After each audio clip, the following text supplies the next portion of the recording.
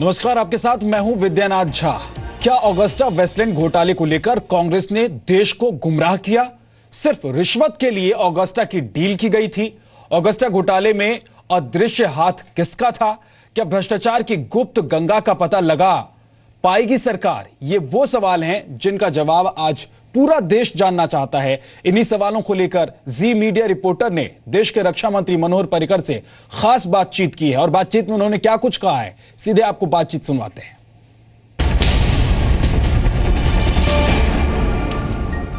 Augusta deal के मुद्दे पर संसद से लेकर सड़क तक संग्राम जारी है। रक्षा मंत्री मनोहर पर्रिकर हमारे साथ हैं। पर्रिकर साहब, हमने लगातार आपको देखा, बहुत ज़बरदस्त आपकी पार्लियामेंट में क्लस्टर बॉम्बिंग कर रहे थे। अभी और बहुत कुछ है, एम्यूनिशन? नहीं, मुझे लगता है क्लस्टर बॉम्बिंग करने की ज़रूरत इसलिए पड़ी क्योंकि ये लोग पूरे देश को गुमराह कर रहे थे। झूठे, अलग अलग झूठे चीज़ें सबके सामने लाके लोगों को ऐसा दिखा रहे थे। ये लोगों ने सब झमेला कर दिया है, लेकिन ऐसी करने की कोशिश कर रही थी जैसे इस गवर्नमेंट ने की है। तो डॉक्यूमेंट्री एविडेंस के साथ दिखाना पड़ा कि आप लोगों ने किस प्रकार से प्रोक्योरमेंट प्रोसीजर ट्विक किया और ऑगस्टा वेस्टलैंड को सिंगल वेंडर बना दिया। किस प्रकार से आपने जो कीमत, दोगुने कीमत उसको देने में मदद कर दी, और किस प्रकार से आप ध्यान में आने के बाद भी इसमें एक्चुअली मुझे लगता है कि ये उनको दोष नहीं है। अगर कोई उसमें इन्वॉल्व है लफड़े में, तो वो ध्यान में आने के बाद वो छुपाने की कोशिश करता है। वो आपने कैसे छुपाने की कोशिश की, ये भी मैंने उधर क्लियरली दिखाया। तो मुझे लगता है कि उनके पास अभी कुछ बोलने के लिए तर्क नहीं। सर, अभी एक पूर्व वायुसेना अध्यक्ष जांच के दायरे में, कुछ एक और दूसरे कारोबारी दायरे में है। सर, बहुत सारे लोग हैं जो उस वक्त इन्वॉल्व थे, बड़े पोस्ट पर हैं, कॉन्स्टिट्यूशनल पोस्ट पर हैं, इनविजिबल हैंड्स हैं।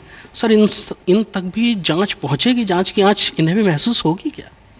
हर एक गवर्नमेंट या हर एक एडमिनिस्ट्रेशन के ब्लू आइड बॉयज़ रहते।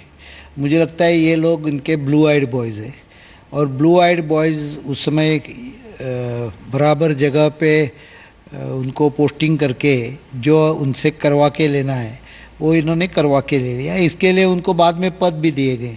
सो मैं उसके ऊपर, जब तक किसी के ऊपर एविडेंस दिखाएगा नहीं कि ये इन्वॉल्व है, तब तक कमेंट नहीं मारूंगा। लेकिन इतना तो विजिबल है कि you don't make someone governor unless you have confidence in him या you are very close to him. So if you are close to him, he was DG Wanchoo, हमारे जो गोवा में गवर्नर थे, वो डीजी एसपीजी थे उस समय। तो जितना उनकी मदद ले सकते हैं उतनी उनकी मदद ली होगी। So I am not aware of to what extent his involvement is there. लेकिन उस समय के सभी डिफेंस में जो लोग थे, काफ़ी लोग अच्छे अच्छे पोस्ट पे। सर, आपने कहा भ्रष्टाचार की गंगा एक बह रही है और किधर जाती है वो कांग्रेस को पता है। सर, इस गंगा के बारे में लोग जानेंगे या ये गुप्त गंगा ही रहेगी? मुझे लगता है लोगों को मालूम है।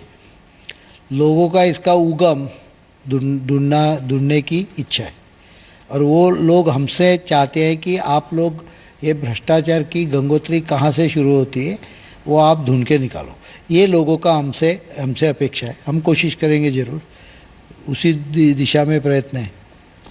सर, डीपीपी में लगातार सुधार हुए, बहुत सारी नए सुधार किए गए, सारे लीकेजेस बंद किए गए, लेकिन उसके बाद भी जब भी कोई रक्षा सौदा होता है सर, उसके बाद फिर से एक नया दलाली का किकबैक की बात शुरू होती है।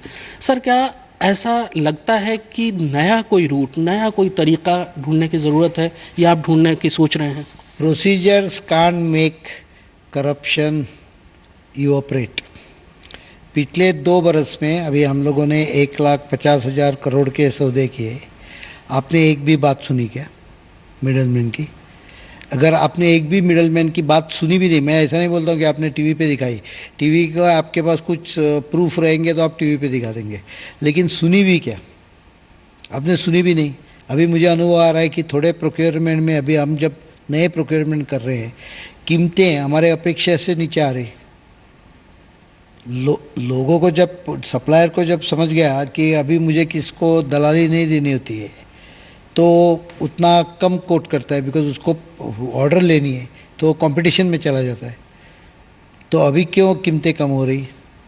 तो finally procedure are only assistance, लेकिन प्रोसीजर से आप गारंटी नहीं ले सकते हैं कि चीज़ें बराबर हो जाएगी। Integrity of people at the centre, प्रधानमंत्री हो, रक्षा मंत्री हो, फाइनेंस मिनिस्टर हो, इनका बहुत महत्व रखता है।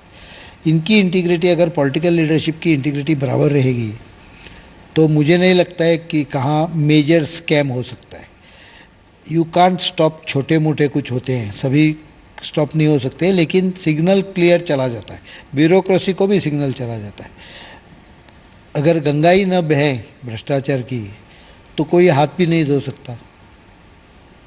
सर, सदन में सीधे सीधे ये कहा गया कि ब्लैकमेल मत करिए, जांच करिए और जो दोषी हैं उनको सज़ा दे के दिखाइए।